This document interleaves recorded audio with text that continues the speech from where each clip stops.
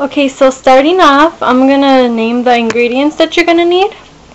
You're gonna need some of these, corn leaves, dried corn leaves. You can get these at any Hispanic store. Sometimes they have them at oh, I got these at Cup Foods. So just check out your local grocery store to see if they have these. You're gonna need some masa, which is it's different from flour. Don't use flour. This is masa. It's like flour made from corn, not from wheat. I also got this at my local grocery store. You're gonna need manteca or lard. You're only gonna use a little bit, but this helps give it flavor. So this is not optional. This is a must. Okay. And then you're gonna need an onion, oregano, chili powder, garlic powder, some oil of your choice, some salt, some baking powder, chiles de arbol, and some chile guajillo. Or if you can't find chile guajillo, you can use chile Nueva California or Nuevo Mexico. Okay, and of course you're gonna need the meat that you're gonna want to use. I'm gonna use chicken, so I'm gonna use 1 pound of chicken. These are the corn leaves. I left them soaking overnight. You want to leave them soaking the night before. So if you can't do it the night before, you should do it a few hours before you start cooking, so it gets them nice and soft. Okay, so over here I have my chicken cooking. I added the oregano, the salt, some garlic powder, and then the chicken and water. And I'm gonna leave that boiling for about an hour. If you're gonna be using a different kind of meat like pork or beef, I suggest you leave it cooking for 3 hours, so that way it'll get more tender. But chicken is more easier to get tender, so I'm just gonna let it boil and let it cook for about an hour. Okay, now so with your chile guajillo, you are going to take off the stem and then take out the little veins and pour out the seeds in there. And then you're gonna put them in a medium little bowl and fill it up with water, and with warm water, and let them soak in there for about an hour or so. Alright, so it should look like this. And just leave them in there soaking, like I said, for about an hour. Okay, so now you're going to want to cut a part of the lard. And you're going to want to boil it so it melts. It depends how much tamales you're going to make. I'm probably not going to use all of this. But I'm going to make a very small batch, about 30 tamales or less. So, yeah, you're going to want to do that. And just boil it until it's completely melted. You're gonna use this later for your masa or for your tamale mix. So now you're gonna prepare the tamale mix, the masa. Again, depending on how much tamales you're gonna make, I'm gonna make a very small batch. So I added like not even half of this bag. It was like a third of the bag. And you're gonna add this is very important. You're going to add 2 spoons of the baking powder. So just take, it doesn't have to be exact. You can add more later too if you feel like it needs more fluffiness to it. You're going to add water.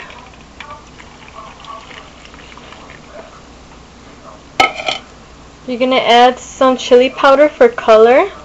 And again, right now I'm just showing you guys just to give you guys an idea. I'm probably going to add a little bit more of each later on as I'm mixing the masa. You're going to need some salt, a little bit of garlic powder,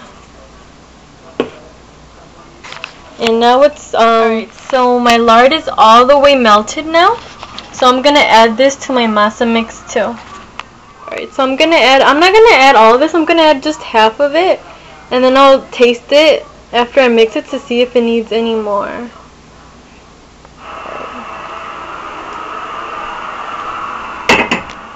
Also, I forgot to add that if you don't want to use water, to mix your masa with. You can also use chicken broth from the chicken that you boiled, or you can use another kind of broth. Okay, so my masa is all mixed and ready.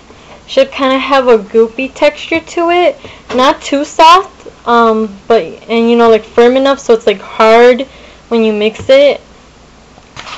And if you want, you can grab a little piece and taste it to see if it has enough salt and enough flavor in it. Okay, now you're also gonna want to add your salt. Of course, as always, garlic powder and water, just enough to make the salsa very watery. You're also gonna want to add a chunk of onion in here. You can add some oregano if you want, but I'm not going to. And then you're just gonna blend it, and I'll let you know what you do then. Alright, so as you can see, I have everything I need for the salsa mix in the blender. And now you're gonna blend it, and you're gonna want to blend it for a while. So let's do that.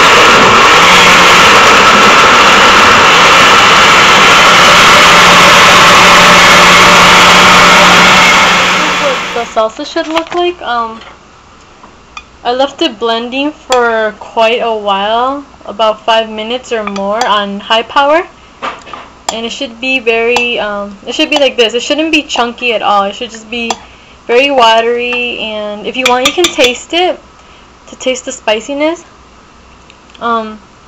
It's gonna taste a little bitter right now, but trust me, once you cook the tamales, the sauce will have a very nice flavor to it. Alright, now be sure to have your chicken shredded. And now we're going to begin making the actual tamales. So, what we're going to be doing, you're going to want the corn leaf. And always make sure that you rub the ingredients on the softer side of the leaf. There's a side that has more ridges on it, that's more rough, and then there's a side that's a little more smoother and not so bumpy. So remember to always use the side that's smoother, because it's going to be much easier to rub on the masa and everything else. So let's get started. See, I spread a thin layer of masa on my corn leaf. You can make it thin or thicker depending on how much masa you're going to want on there. And then you're going to want to grab some chicken. Put it in the middle part, and then, hold on, let me get a spoon. You're going to want to put some salsa on the chicken. Not a lot, you don't want it to be too wet, just some on there. And now I'm going to show you how to fold it. So this is how you're going to fold it. Put one over. You put the other one over, and you go like that, and it should make a nice little square. You can make them, the sizes are going to depend on how big the leaves are. So that's basically how you fold one. Alright, now as you see, I got my small batch of tamales stacked up now, and now I'm gonna leave it covered. Since it's a small batch, it's probably only gonna take 1 to 2 hours for them to fully cook. I'm leaving them on medium to high heat, and we'll come check on them in 1 to 2 hours.